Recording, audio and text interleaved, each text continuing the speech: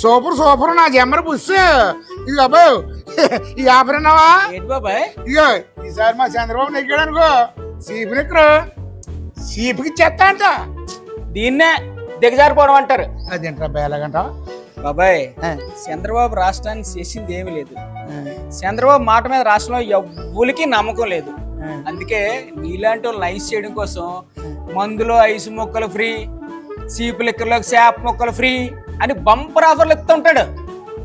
చంద్రబాబు ఎంత సీపా సీపున్నారు సీపు. అసలు చంద్రబాబు అంటేనే సీపు బాబాయ్.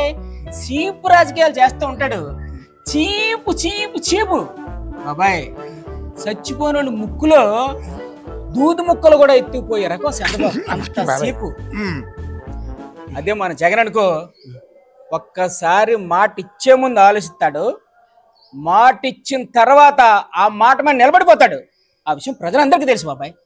జై జగన్.